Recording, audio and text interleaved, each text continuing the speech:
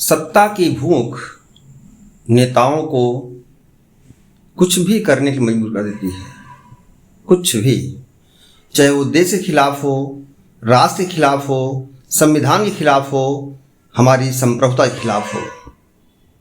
इस देश में हिंदी का विरोध, जिसे संविधान सभा ने 14 सितंबर 1949 को राजभाषा के रूप में स्वीकार किया था, उस हिंदी का विरोध पहले भी होता रहा। जो हमारे नेहरू जी प्रधानमंत्री थे, और वो शासक कैसा, जो संविधान को, नियम को लागू न कर सके, केवल वोट के विरोध के लिए, राजनीति के लिए डर जाए।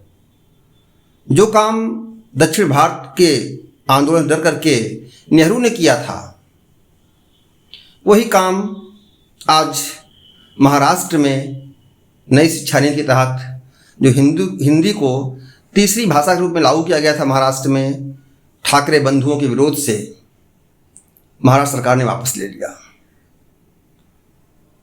नीति को लागू करना, वापस लेना सरकार का काम है, लेकिन भाषा का विरोध करके, जिस भाषा के नाम पर इस हिंदुस्तान की पहचान है, हिंदी फिल्में, हिंदी गाने पूरे देश में सुने जाते हैं, पढ़े जाते हैं, लेकिन खाली राजनीति के लिए, विरोध करना और कानून को अपने हाथ में सही संचालित न करना, कानून के विरोधियों को दंड न देना,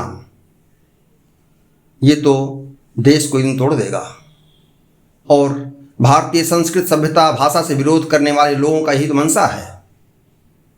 इसलिए हम राजनीति के चक्कर में अपनी राष्ट्रीय संप्रभुता, अपने संविधान, अपनी मान्यताओं से समझौता ना करें। यही हमारे हित में होगा, अन्यथा इस देश का भविष्य चौपट होगा।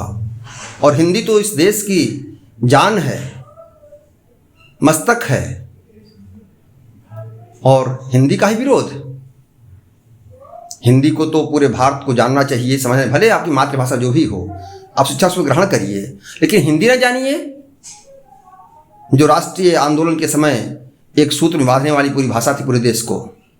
नमस्कार साथियों, मीडिया गुरु को लाइक, सब्सक्राइब और शेयर धन्यवाद आपका।